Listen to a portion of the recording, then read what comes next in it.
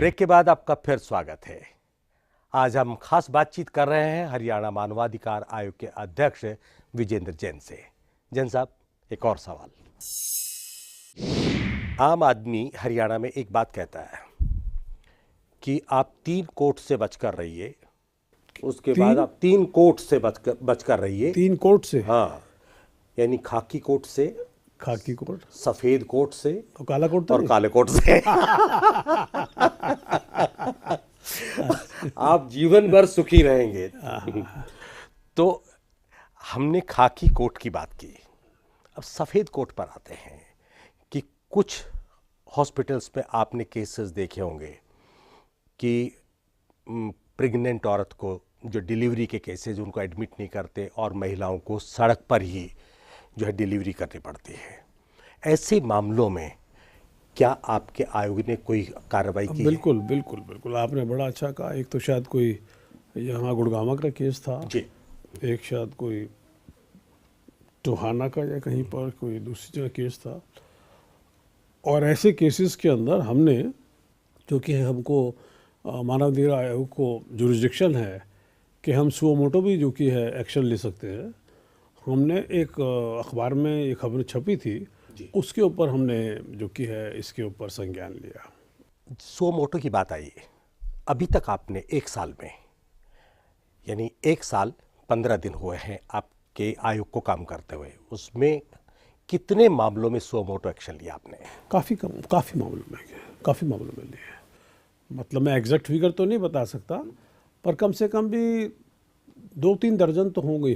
मुझे जो जानकारी है 31 अक्टूबर तक 22 मामले ऐसे थे जिनमें आपने सुओ मोटो एक्शन लिया है। आप मुझसे ज़्यादा जानते हैं। नहीं, ऐसा नहीं है। मैंने भी कहा कि 2 दर्जन के करीब शायद ऐसे केसेस होंगे। वो इस 15 दिन में 2 दर्जन हो गए होंगे। हाँ। अभी तक किसी मामले में, क्योंकि इंक्वायरी चल रही है, कुछ मामले पेंडिंग है, कोई ऐसा मामला भी है जिसमें आपने फैसला किया हो? अभी 1 साल का पीरियड बहुत कम होता है अभी, क्योंकि रिपोर्ट आने में समय लगता है। उसके बाद जब रिपोर्ट आती है तो हम सेटिस्फाई उस रिपोर्ट से डिप्टी कमिश्नर की या एसपी से या मेडिकल सुपरिटेंडेंट से या किसी हेड ऑफ द डिपार्टमेंट से हैं नहीं हैं, फिर उसके बाद फिर हम अपना इन्वेस्टिगेशन शुरू करते हैं। तो it's a time consuming process.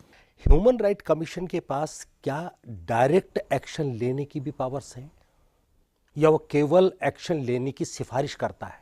नहीं, हमारे पास देखिए 2 पावर हैं। एक तो हम जब उसको मैटर को जुडिशियल साइड पे लेते हैं, जब हम कंप्लेंट को कन्वर्ट करते हैं ह्यूमन राइट कमीशन की कोर्ट के सामने, तो we exercise the power of a court. उस court a civil court, we exercise the power of civil court. But if a person is misleading, if he is not giving the correct data, or he is obstructing the proceeding, like a civil court, we can ask him to be prosecuted. That's our one power. Second power है कि आप, हमारे पास case आता है, उस case के अंदर ये हो जाता है, सरकार के अफसर ही कहते हैं कि हाँ साहब जाती हो गई है या गलती हुई, या उनकी रिपोर्ट से लगता है कि ये ऐसा नहीं होना चाहिए था, ये गलत हुआ, गैर कानूनी हुआ, तो फिर हम डिटरमिन करते हैं कि कंपनसेशन रॉन्ग इंजरी का जो किया है स्टेट ऑफिशियल्स ने, उसका क्या क्वांटम होना चाहिए। और उसके अंदर हमारा पावर है कि इसको जो कि या तो उसकी सैलरी से काटा जाए, या वो सरकार जिस जो पीड़ित है उसको वो दे। तो दीज 2 पावर वी एक्सरसाइज। सरकारी कर्मचारी ह्यूमन राइट कमीशन के दायरे में नहीं आते हैं। सरकारी कर्मचारी आते हैं, अगर उनके तबादले इस इंटेंशन से किए जाएं कि उन्हें पीड़ित करना है, तंग करना है, उनको चैन से नहीं जीने देना है, उस तरह के मामलों की बात कर रहा हूँ। मैंने तो आपको कहा है कि मानव अधिकार आयोग की परिभाषा का परिसीमन बड़ा मुश्किल है। हर कुछ जो कार्य, अगर वो किसी मैलाफाइडी दृष्टिकोण से होता है, एक्सट्रेनुअस कंसिडरेशन से होता है, किसी भी व्यक्ति की डिग्निटी को अफेक्ट करता है, तो उसको अधिकार है मानवाधिकार आयोग का आने का। हालांकि ऐसा कोई केस नहीं आया हमारे पास। 8 साल में क्योंकि एक व्यक्ति के 20 तबादले अगर कर दिए जाए तो क्या ये मेलाफाइड इंटेंशन नहीं है? किस सर्कमस्टांसिस में हुए, क्यों हुए, देखना पड़ेगा जी। आप समझ गए होंगे, मुझे लगता है कि नाम लेने की जरूरत नहीं है। मैं नहीं मेरे को नहीं किसके बारे में, आप किसी व्यक्ति विशेष के बारे में कह रहे हैं तो मुझे नहीं पता, पर मैं जो कि है सोचता हूँ कि हर एक को मेरिट के ऊपर देखने की बात है। जी, इस तरह के मामलों में मुझे लगता है कि आयोग कभी सो मोटो लेता नहीं है, क्योंकि हाँ, बिकॉज ये पर्सनल इंजरी, ये पर्सनल इंजरी, एब्सोल्युटली, इसके लिए रेमेडी दूसरी है उनके पास। यस। अब दलित आयोग की बात करते हैं। हरियाणा में अभी तक SC/ST कमीशन नहीं है। अगर दलितों के साथ कुछ अत्याचार होता है जो गांव में अक्सर देखा जाता है, मैंने बताया कि मैं गांव की पृष्ठभूमि से हूं, कई बार अपनी इज्जत बचाने के लिए बहुत सारे लोग ना तो पुलिस के पास जाते हैं ना किसी से जिक्र करते हैं, लेकिन जो दबंग किस्म के लोग हैं वो उनके साथ जो करते हैं वो गांव के लोग अच्छी तरह से जानते हैं। ऐसे लोग मानवाधिकार आयोग तक पहुंचे, क्योंकि SC/ST कमीशन तो है नहीं, अब उनको रेमेडी केवल मानवाधिकार आयोग से मिल सकती है। उसके लिए आप क्या कोई अलग से अभियान चलाएंगे? नहीं, उसके लिए तो हमने सेंसिटाइजेशन के लिए बहुत एक पृष्ठभूमि तैयार की है, और इस खास तौर से इस इश्यूज़ के ऊपर हम सेंसिटाइजेशन करेंगे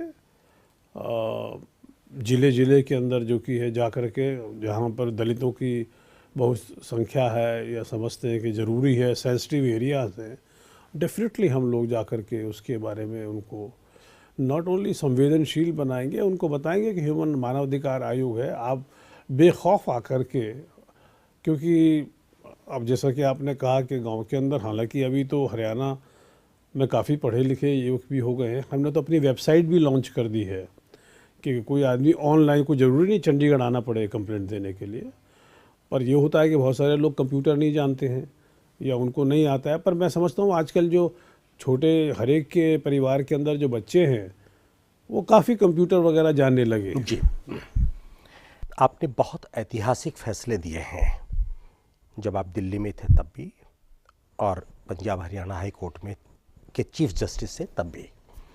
आपने एक बहुत मीडिया से रिलेटेड अहम फैसला दिया, जो अति संवेदनशील आपराधिक मामले हैं उनमें मीडिया की क्या भूमिका होनी चाहिए, इस पर आपने एक फैसला दिया था।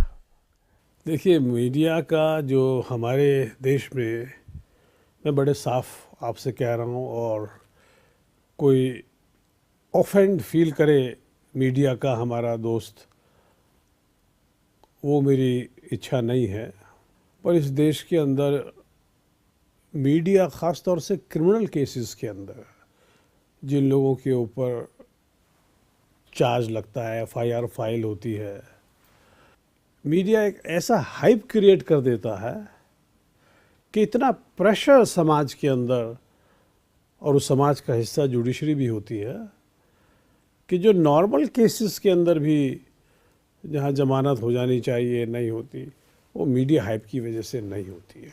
तो ये एक बहुत अच्छा, किसी भी सभ्य समाज के लिए, एक लिविंग डेमोक्रेसी के लिए ये अच्छी बात नहीं है। क्या कोई ऐसा प्रावधान है कि मीडिया के सतावे लोग मानवाधिकार आयोग में जा सकें?